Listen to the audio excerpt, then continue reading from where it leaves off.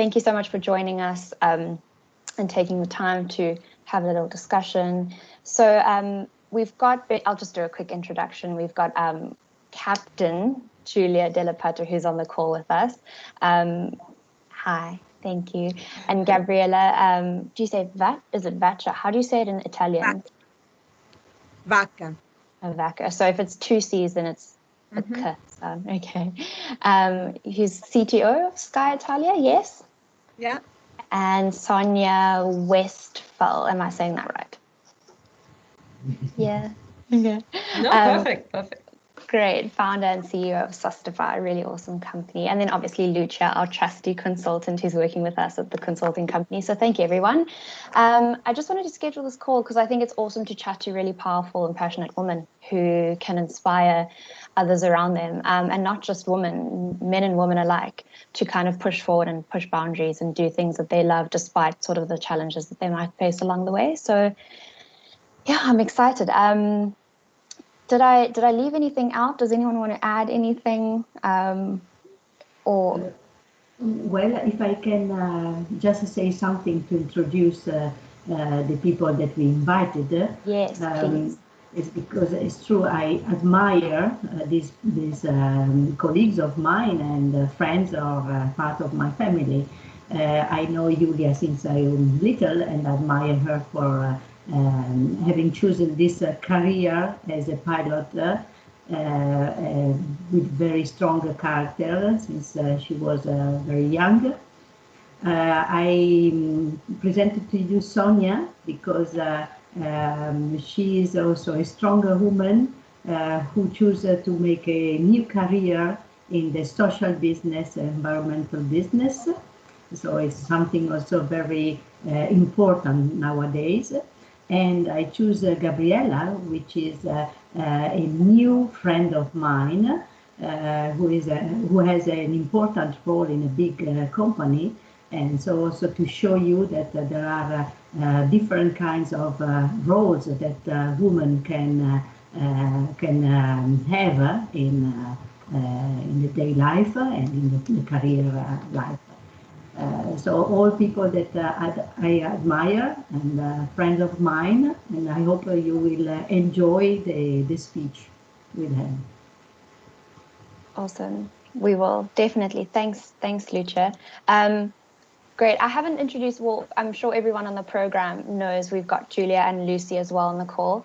I'll let you guys introduce yourselves and kind of just what you do at Capital Placement, and then we can get started and we can jump right in. Yeah, hi everyone. Thanks so much for being on the call. I'm really excited to speak to these very inspirational women today. So I work as the employer partnership associate at Capital Placement. So I basically work closely with the employers, helping them see the value of interns and working hard to kind of secure those opportunities for the talented young people that we work with. Yeah. Hi, if everyone hasn't already met me, I'm Julia, the other Julia on this call. I mostly work with Capital Placement on the digital marketing side, as well as the communication side. I think you've already spoken to me quite a lot throughout your program, if you haven't been working on the CP Instagram. But I mostly just work to create really valuable content for y'all that is useful for anyone who is going from university up into their career. Awesome. Great. Cool. So we can, we'll jump right in. I know Lucy's got some questions that she's lined up. So go for it, Luz. Yeah, cool. So I'm going to start off with quite an open-ended question, if that's okay. So obviously, just feel free to chip in when you feel. So for all of you, kind of what inspired you to get into your particular career? And did you expect to be in the position that you are today when you started out? I can get started if you. So what I expected to be in technology, kind of, and I'll tell you what I mean. First of all, I had when I was in my secondary school, I loved the psychology like concept. And so I thought I was going to be psychologist, right? And I tell my mom all excited, I'm going to be a psychologist. And my mom, who loved me dearly, and she knew that I was very empathic, she saw in front of her eyes a life of trouble for her daughter. And she said, you know what? I'm not sure you're really geared towards that. You cannot even manage your own psychology. So why don't you pick something else? So my choice of the computer engineering was more honestly a reaction, but it was also the fact that I knew that technology was going to be in every single corner of every single industry. And so I love that concept. I love the fact that I could have a space to grow and develop expertise. And the first 2 or 3 years in college, when you have to develop the skills and the terminologies, and you need to learn to get into those you learn algorithm, you learn things that you don't understand how they're going to help you get in the job that you like. We're tough, but I trigger resiliency, right? And the fact that I rarely I don't quit. That's also a problem, by the way. But I don't quit, and so I put myself through the first a couple of years, and then I realized how technology and engineering and math and physics and so forth were going to be applied to what I wanted to do as tech. So sometimes you don't have to have clear ideas right at the beginning. But I'm very curious to hear, Julia, because you grew with that passion on airplanes. So it would be good to see a completely different perspective. Yeah, it's for me. It was a passion since I was a very young, because I always liked the idea of flying. Also in my dream, I saw myself flying, and so every time that I looked at the sky and I saw airplane pass by in the air, I thought, oh, I'd like to be there. I'd like to be there because I like the idea of flying, of traveling around the world, and why not flying? Because I was the one that wanted to fly the airplane, because I saw the airplane like big machines, something very new for me. I didn't know nothing. I didn't know anything about planes, but I wanted to understand them, to be able to fly them. But at the time, I didn't know that in Italy we did not have a women pilot, not in the civilian in the civilian pilot, not in the Air Force, and so it was a very long way for me to become a pilot. But it was very challenging, very difficult. But that was what I wanted. And at the time, as I told you, I didn't know anything about this special job and the career and the life of a pilot. I learned on the way, and it was a very, very beautiful for me, because I understood that the pilot is not only the one that drives the plane, but you must be a lot of things. You must be a kind of psychologist, because every day you fly with different people. The crew is always changing, and so you have to understand all the different people.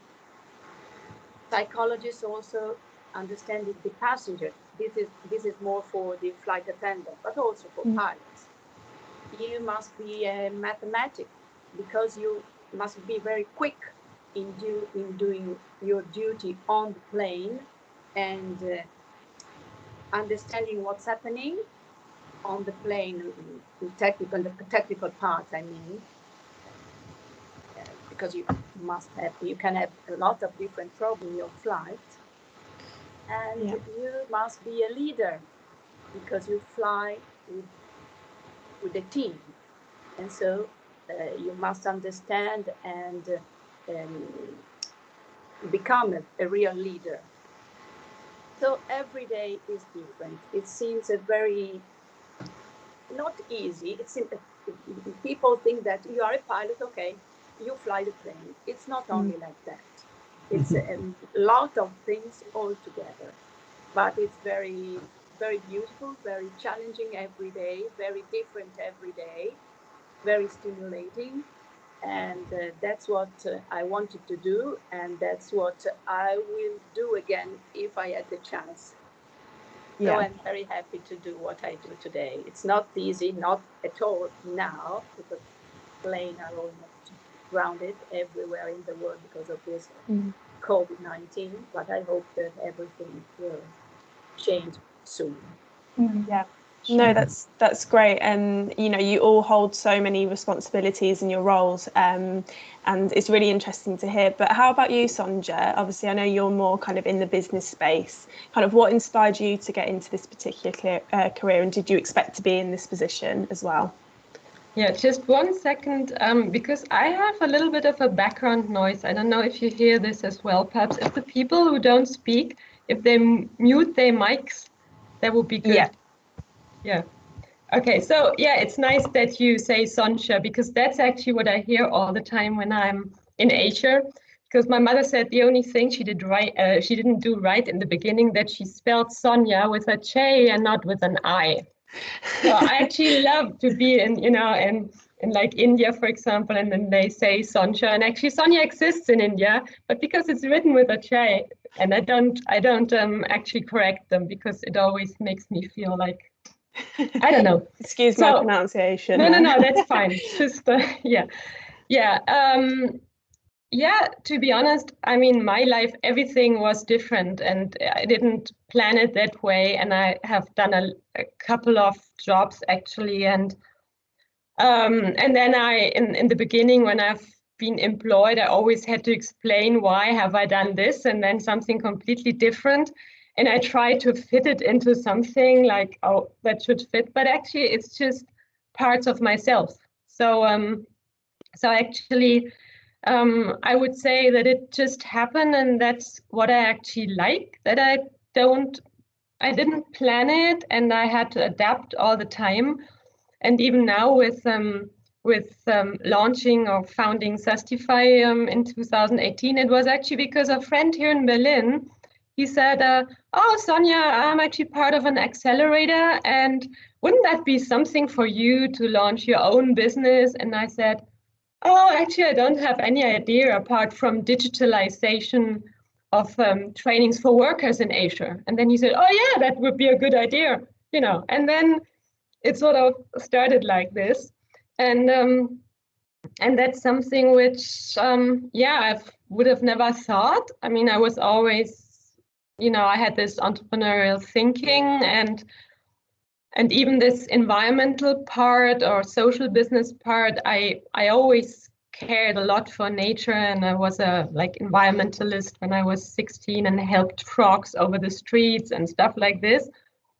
But I remember that once a friend, she had actually said, so what would you like to do? And I was working in marketing at that time and made good money. And I said, well, the thing is, I would like to do something in sense of sustainability, social business, environmentalism, but I can't do it because I get angry so quickly, So it's not one of my strengths to be tolerant. And I now worked a lot, had this inner work, and now I actually managed to bring those worlds together, the business world and the more this other new world. And I understand that everything only works with integration and not with separation, like finger pointing, you're doing right or wrong or whatever.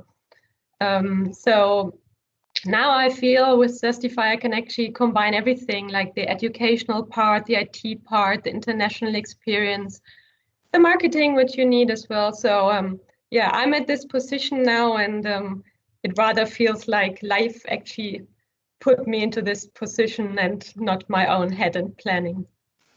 Yeah, no, that's so great to hear. And I think it's important for kind of everyone listening as well to understand that, you might not always carve out the right path for yourself, and things do happen naturally, and you know, you kind of need to always expect that your life might take a different route, and you may end up in a position where you didn't actually think you would, you know, be good at. But it's always great to kind of test what you're not good at as well, and kind of cross those off the list. So yeah, no, that's really great to hear kind of your inspirations, and I'm sure everyone listening is really interested as well and really appreciates that. So a bit more direct, Gabriella, how do you think the technology industry has changed since you started in it? And are there any kind of new barriers that you face? So the technology, you have, well, you're all very young, but I remember a life without email and a life without a cell phone, right? Where you had to make the appointment. So it was, I mean, things worked. You know, my kids were telling me, so Mom, how did you meet Dad? You know, without the internet, that's what he meant. I said, well, I guess we figured it out.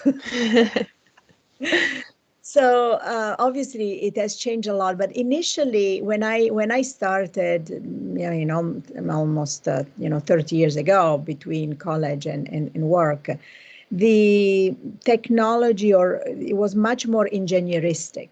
So it was more vertical. It had, we were talking about the bits and bytes and the stuff that people could not relate to, which is one of the reasons very few women got into that field, at least at that time, right? The reason I got into it, you know, I told you a little bit of a rebellion choice, but also, and this is important to share because sometimes you go back to memories that you had in your or passions that you had when you were very young. And I remember that I had that memory, very strong memory of, I was 5 or 6 years old, and my dad used to sell agricultural machines, so tractors and so on. And once in a while I would just go with him and he will deliver, let's say, a big tractor, right? And I remember that I was sitting on his lap, and he said, you can drive, right? I mean, I couldn't reach the pedals, but I could drive this big machine. And I have that in this big field. And I had this sense of, wow, I'm powerful. I'm safe because I was on my dad's lap and I can do it. I mean, this machine is in my control, which is the technology. So sometimes you just have to listen and then go back to some of those early intuition that help you guide you. Don't undermine them. And so this helped me go through these first years that were very engineeristic, very silo. I could not relate. But then I realized that, number one, because of technology was enabling every single business, and at the end of the day was enabling people, the people component and the integration of all these different engineeristic disciplines were very important. There was nobody who could connect the dots, right? And so, and that came really natural to me. I mean, I love what Julia said, and also, you know, Sonia, we all play different roles. So you study for something, you develop a specific skills, but then the way you develop that skill is through your personality, right?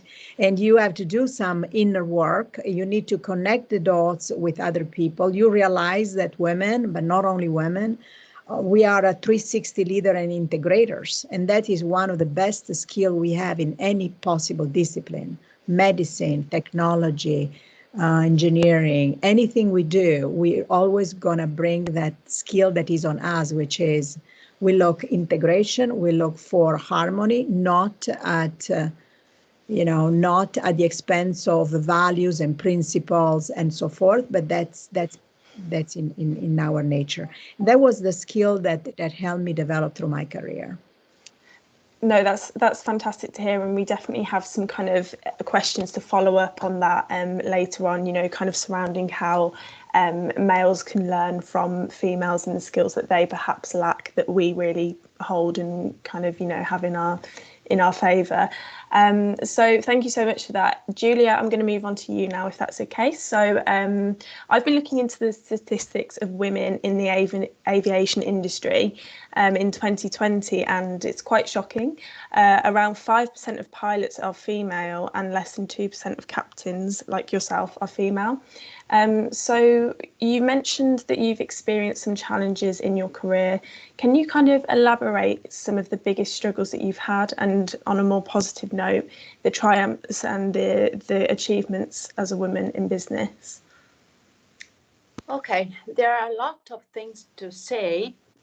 There's not much time to say all of them, for sure.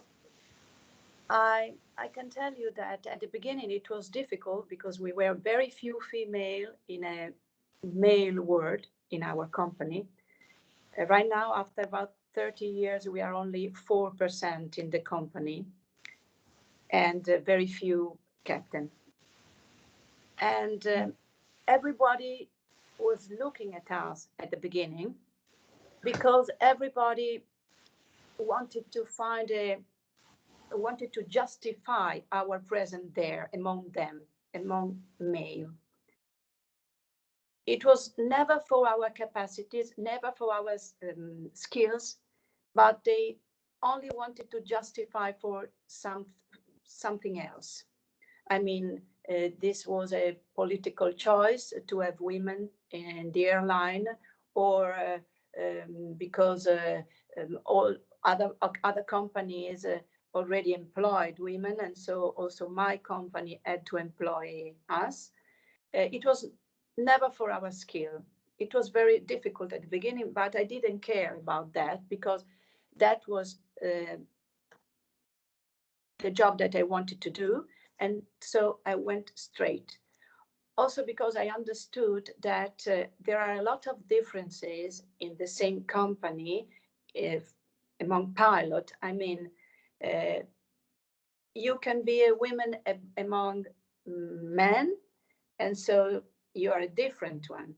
But among pilots, there are differences between the one that comes from the Air Force, the one that comes from the civil aviation. So there are differences among every type of pilots. But I didn't care about that. And so I went on, and it was very difficult at the beginning. But then I understood after at least 10, 15 years, that also the other started to appreciate me for my qualities.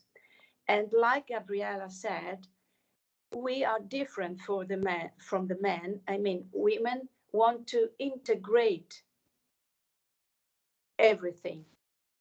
For my approach in the crew, I see it is different sometimes from other approaches of other male captains, because I always want to understand the people that work with me, and I want to create the real team. Sometimes pilots think that to be a leader means only to have the power and to decide everything in the crew. It's not exactly like that, because you must always have you must always be open-minded and take everything you can from the others, because everybody can give you a piece of advice that can be very important in a different situation that you are living on board the aircraft. No, that's fantastic advice. Thank you so much for sharing that. So Lucia, obviously you're the founder of your own company in a very predominantly male associated industry, being in engineering, of course. Is there any kind of specific challenges that you faced kind of through your journey as well? Well, I can tell you that when I started as an engineer, and as a textile engineer for an American company, I was a woman. I was quite young. I was quite little also. So yes, people was not really trusting me a lot. But I think that what pushed me, and what I would say also made people rely on me is my probably technical background. And the fact is also that I always tried to explain things to people. Since my beginning in my career, I had to work with the male, with people who was much older than me, and that has a lot of experience, working experience, technical experience. So it's true that it was not easy at the beginning to be trusted. Since the beginning, I had roles of project management, so I had to lead people, I had to manage people, I had to manage technicians, I had to speak with them. I also had to speak with them in a different language than my original language, because I started my career in France, and I am Italian, okay? So yes, I had many difficulties, to overcome, but I can tell you that explaining things to people, explaining why we are doing something, explaining why something is working in that way, I gained their confidence. I also was I was called Madame But, in the sense that I was always asking why we are doing something and why we cannot do something in a different way. And so people, little by little, in reality, started to understand that there is always a different way to do things, and started also to understand that it was somehow challenging working with me, because something that they thought it was correct, something that they thought that they knew, it was challenged by me, okay?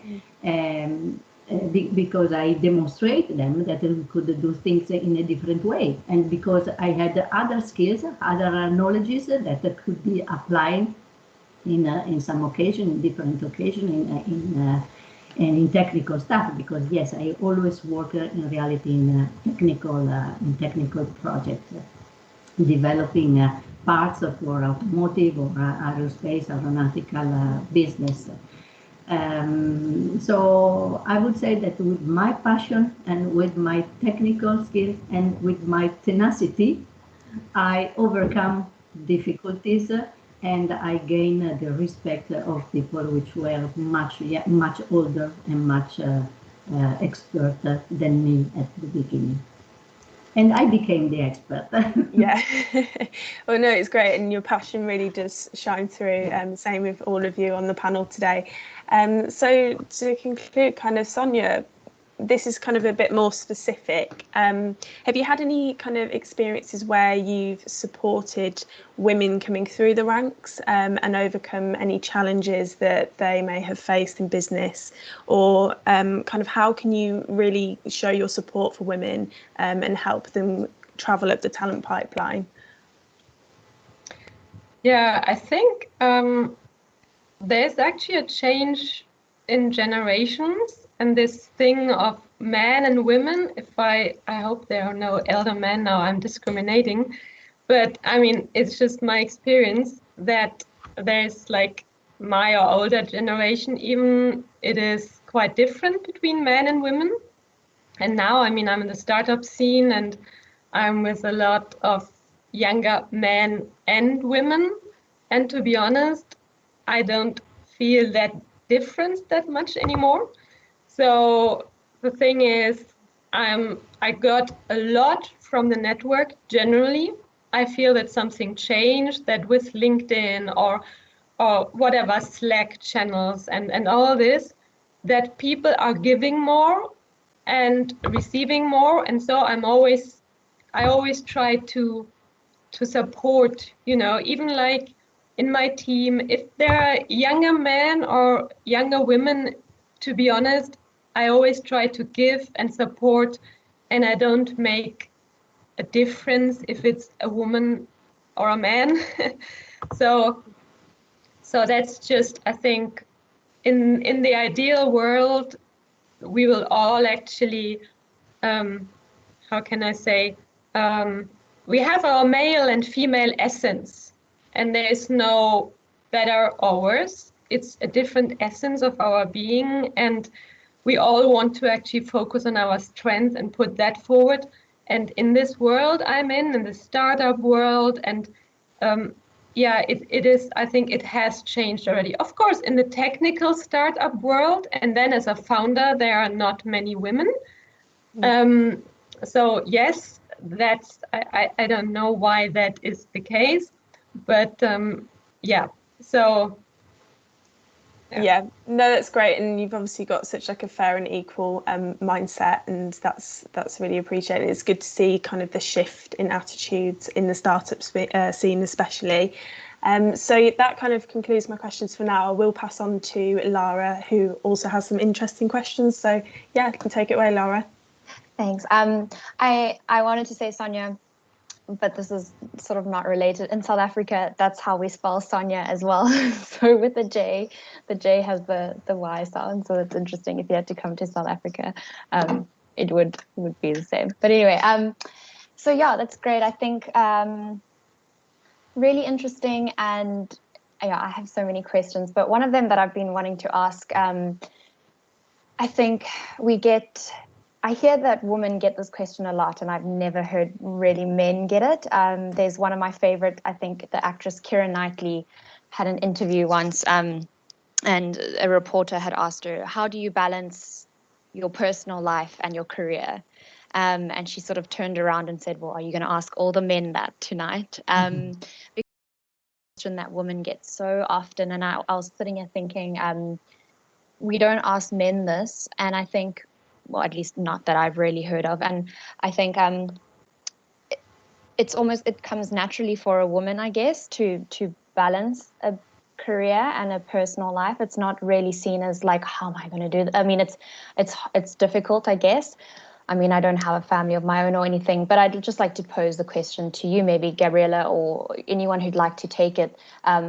How do you navigate if you get questions like that? How do you navigate the question, how do you balance a personal life and your career? You're so successful.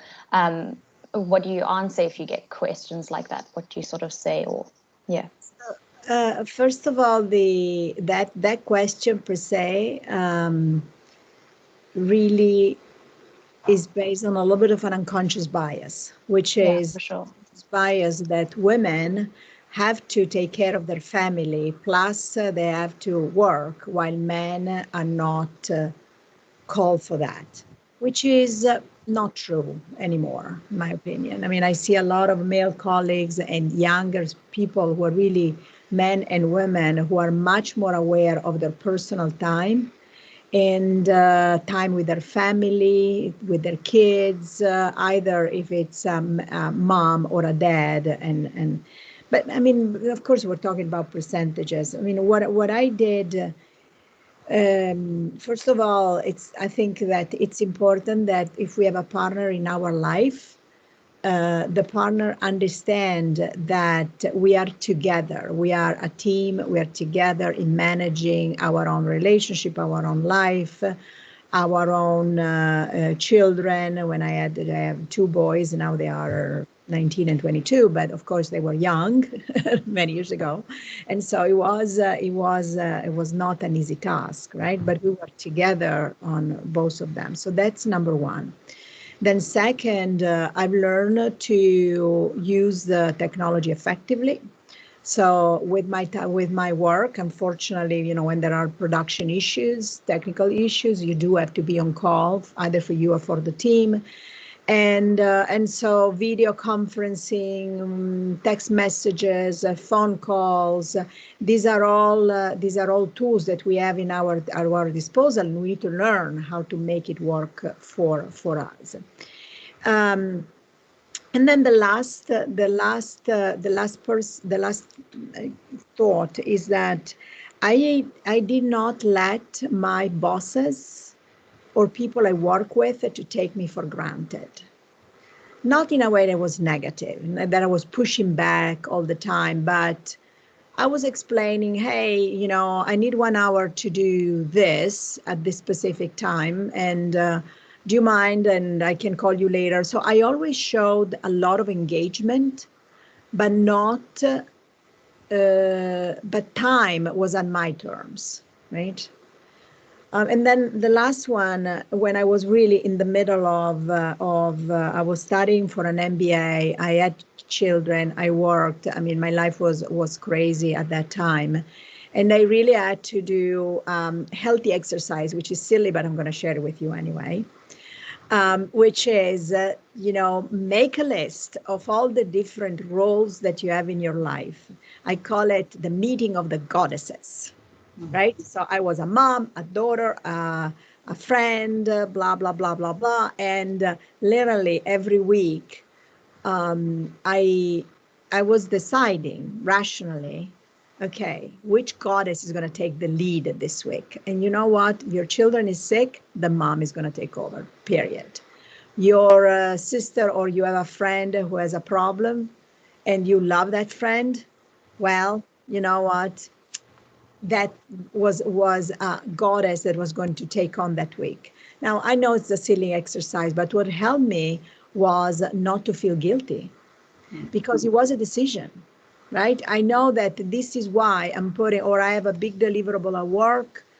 Okay, I was telling my husband, hey, I'm busy at work this week. Do you mind helping me a little bit more with this, right?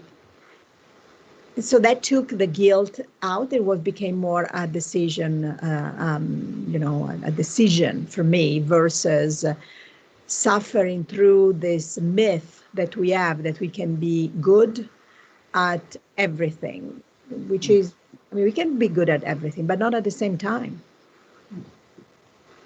Absolutely. I think also just a note on that. I know we've got so many things that we want to get out and there's little time, but just a note on that. I think, and I watched Gabriella, I watched one of your interviews that you had, I think with Bianca Ghost. I'm not quite sure how to, and one of the things that you mentioned that really reigned true with me was how you said that women are 360 leaders. And I would love to hear you expand a bit on that, but I couldn't agree more, because quite literally we are leaders. I see us having to take charge on almost every aspect of life, and we do it so seamlessly. It's not sort of it's not something that we get credit for, and nor do we do it for the credit, but it's something that all the extra things in our life that we do. I think if you just want to expand a bit on what you meant, you said that we're aggregators and we sort of look at the broader concept of things, and you just touched on that, the meeting of goddesses. Which goddess is going to take this today? I really like that. But that's something you have heard today, right? You've heard it from all of us. Yeah. And this is the true power that we have. And once you recognize it, it will make you so confident, because you don't have to be good at everything or, be in control of everything. No, that's not the point today. Life is too complex and things are too complex. But the ability to integrate it, to reach out to others, to ask for help, becomes a critical skill that we have by nature. So we should be the most powerful human beings in the world. Not to pose any disrespect to our male, colleagues. I have two boys, believe me, but I try to give them the same sense of being a 360. Of course, I don't think sort of attributing one quality to someone else negates someone else's quality. I think that we can all be everything that we want to be without taking away from someone else. But with that, I absolutely agree, and I love that you said that. But I will stop all my questions, and I'll save them for after if we have time. I know that Julia still has a few questions she'd like to ask, so go for it. Awesome. Well, thanks for all the information so far. It's been really helpful. If you haven't noticed in me looking down, writing things very quickly, it's because I'm taking notes. But I really just wanted to ask, a lot of the people on this call are young women just about to enter the industry, and I think we're all very passionate about helping others who are just about to launch their career. So I wanted to ask all of you, what would you want other young women to know when they're entering their industry, and to kind of follow that? If you had to go back and into your younger self, what would you tell yourself about the future of your career? I'll let anyone take over that one. Well, I would like to say something about entering in an industry, entering a reality in the work career is not always easy. We are looking for something new. We think that everything, but in fact there are many aspects that may be frightening, and some aspects that we do not expect and can be surprising and surprisingly bad, I would say. What I would suggest to a young people is to be curious and to always have open eyes and to be positive. Not look too much at the bad things that can happen, but always try to overcome and to go ahead. There will be always something else which will encourage you to go ahead and to look for something else which will passion you, which would become your passion. For myself, I can tell you that yes, I started a career as an engineer, but maybe because of my curiosity, maybe because how I was grown up, the engineering side, the technical side, was not the only thing that could satisfy me. Very soon I had the possibility to manage people, and managing people for me was in fact to be able to share with them my passion, to learn from them and to make them learn something.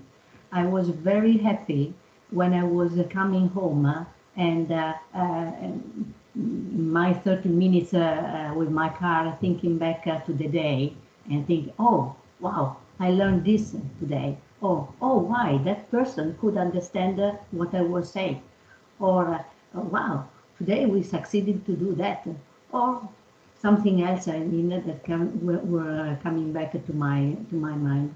So something always every day that could be a new discover, a new thing that you can learn.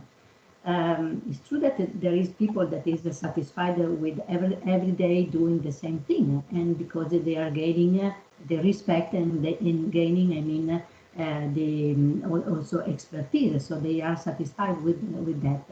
But I can tell you that at a certain point, yes, as a young engineer, as young people who is looking to satisfy their life with many aspects, I think that yes, you need always to look forward with the different aspects of your job and of your career. So today I am a manager of the little consulting business. Okay, I am a teacher of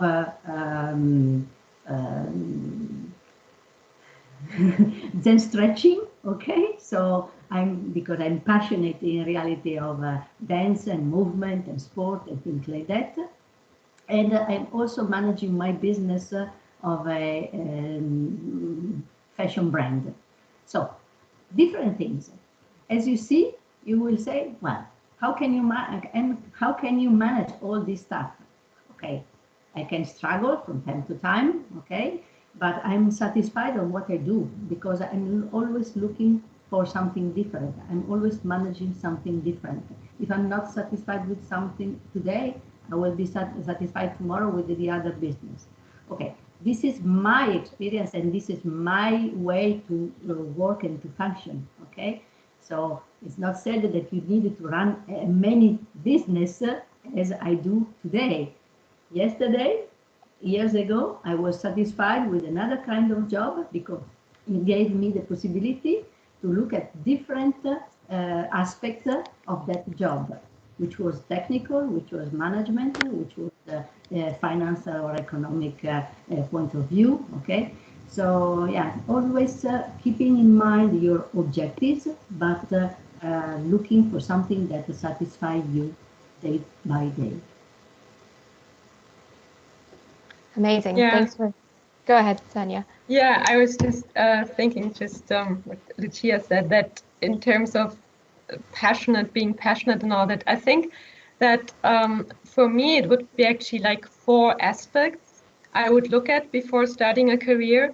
And one aspect is, of course, what I'm passionate for. And the second one is, what does the world need? I mean, that's something in terms of, make a difference, make something which is really of use for society. Another one is, what am I good at? I mean, I'm passionate about, I don't know, opera singing, and I still I'm not good at it, so it doesn't help. And then the fourth dimension is actually what I'm paid for. What can I be paid for? Because I mean, that's in our world. If you do something great and you're passionate about it, but nobody is willing to give you money for that, you still need that energy. So it's something that I feel is important to keep all those 4 aspects in the mind. Yeah, that's actually excellent points to have. And I feel like both the information you provided us will be very helpful for everyone on the call, as well as Laura and Lucy, as we are also in the midst of our career as well.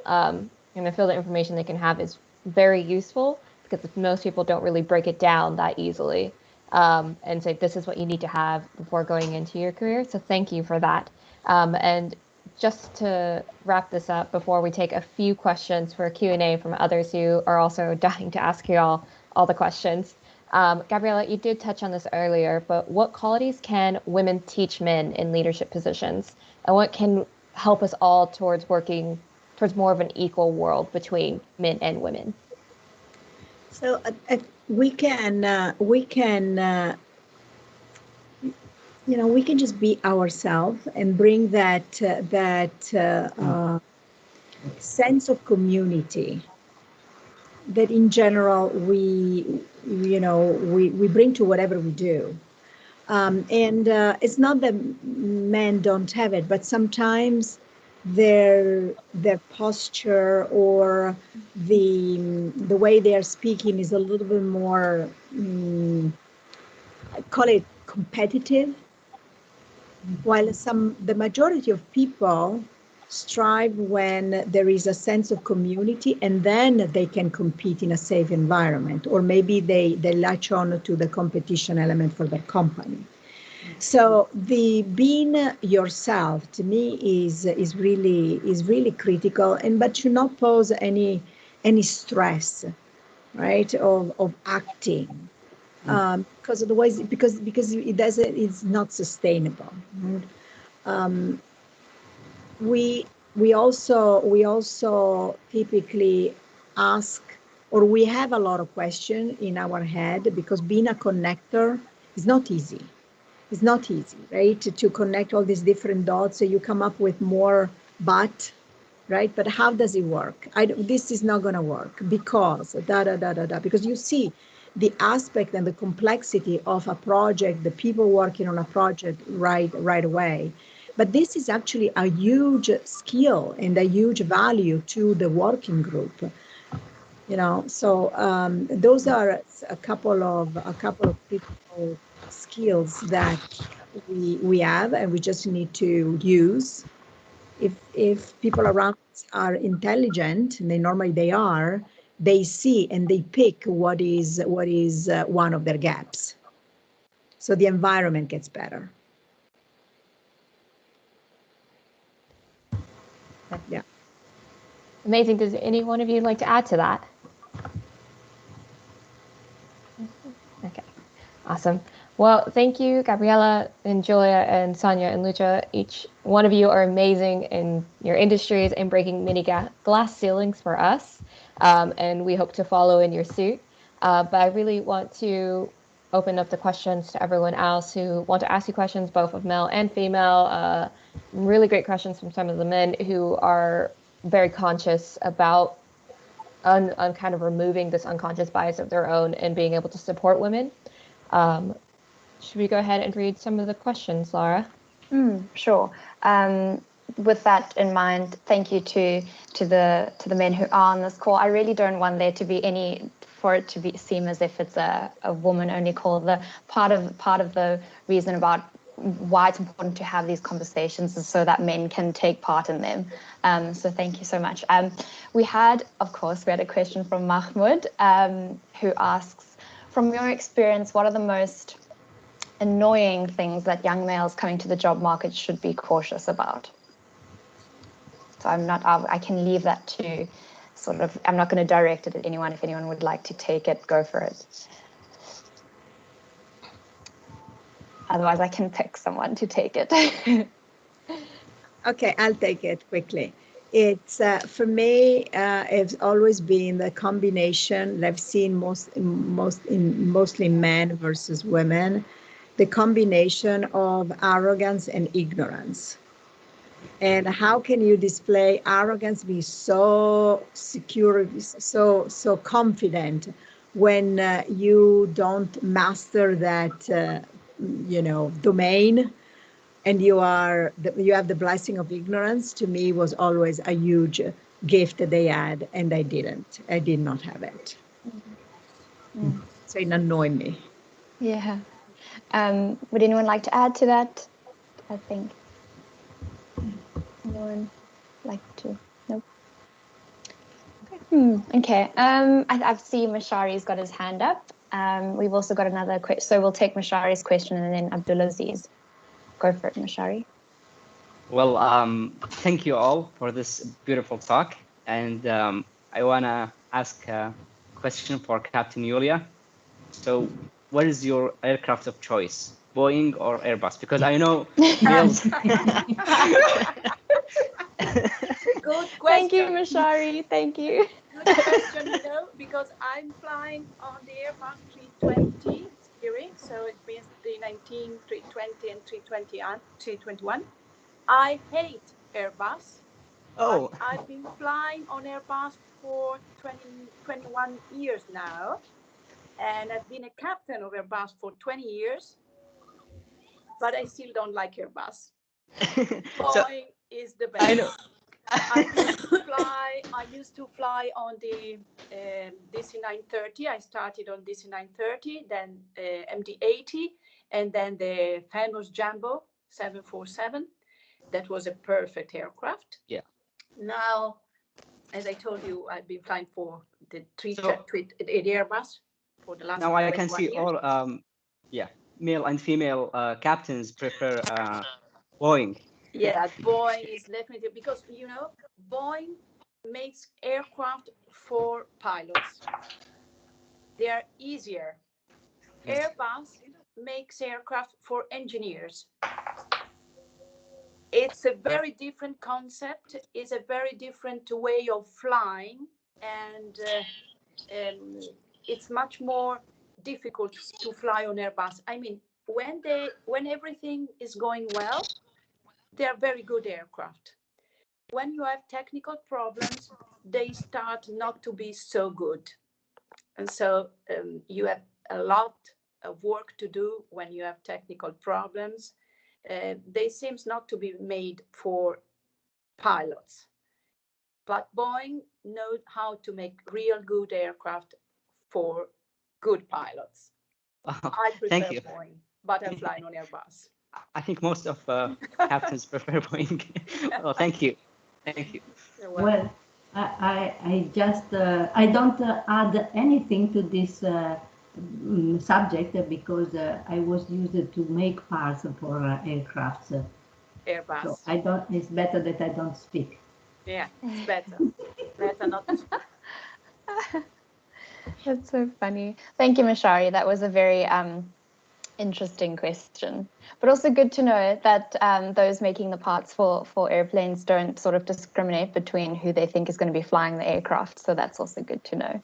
I didn't see a question from Lama. Lama says, how do you define success? Sorry, Abdulaziz, I know you've got a question, but I just want to get to that quickly. I'll pose this again sort of to anyone. How would you define success? I know that's a very broad question, but yeah, I think, yeah, go ahead. Oh, yeah, all right, okay. For me, success, it's really very personal. So that means that did I make an impact?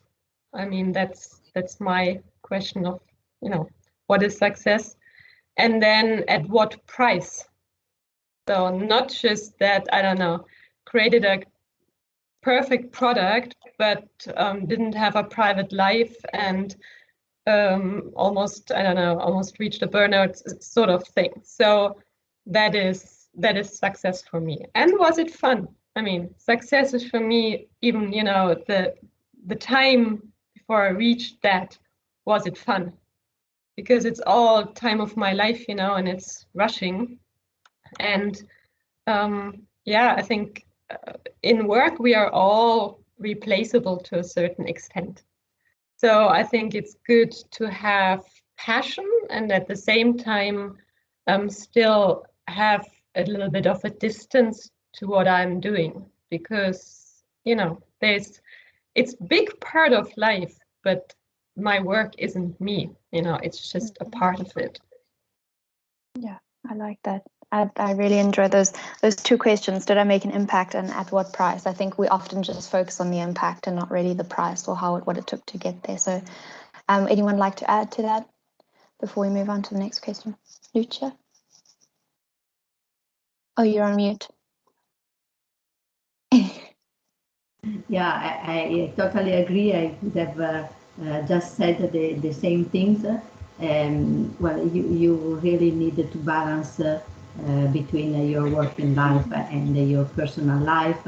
And I think that you are successful when, yes, you have fulfilled both, or when you are able, in any case, to balance your life. Mm-hmm. Definitely.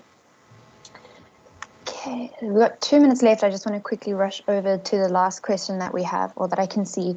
Abdulaziz asks, in what ways do you think men can contribute or help women have an easier path to success?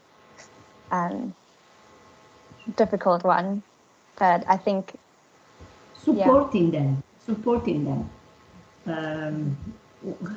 Well, I am also lucky because I have a husband who supports me in my choices, who supports me also in my daily task at home, I mean. So I think that the speech that Gabriela said before, I think that they are valid.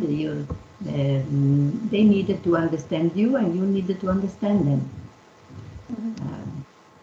Yeah, and in my word, I can say that being a woman, you always have to be above average, to be considered in the middle. Okay, I don't know if I can explain myself. The men can support you, understanding that if you are there, if you are in a role, you are good enough to be there.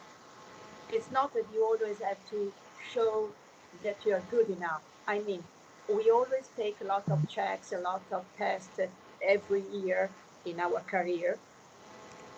But always you have, as a woman, you have to show that you are more, that you know more. I think that men have to stop to think about that.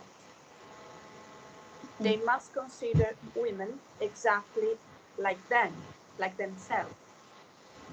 We are good enough, and sometimes we are much more than what we think. So they must accept this, and they must support us in the sense that if we are there, we are able enough to be there, and they must accept that.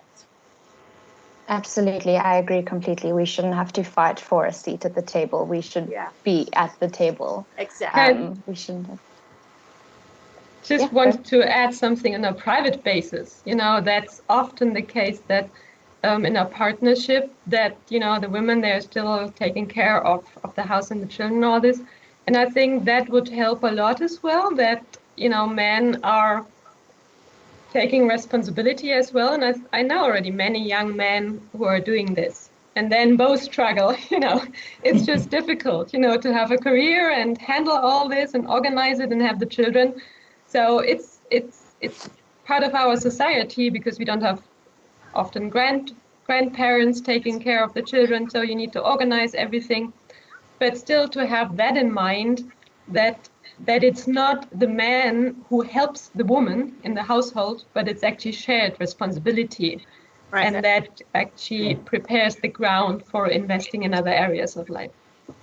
In just one thing to add, in a business environment or technology or whatever it is, just make sure, and you got to write this down because this is something that you're going to elaborate in the next few years. Make sure that the environment doesn't judge you based on the past performance, but on perceived potentials. Okay? Stop of that, well, have you done it before? If I've done it before, I don't want to do it again because I'm not learning, right? You need to look at my potentials and be able to bet on me, on my potential.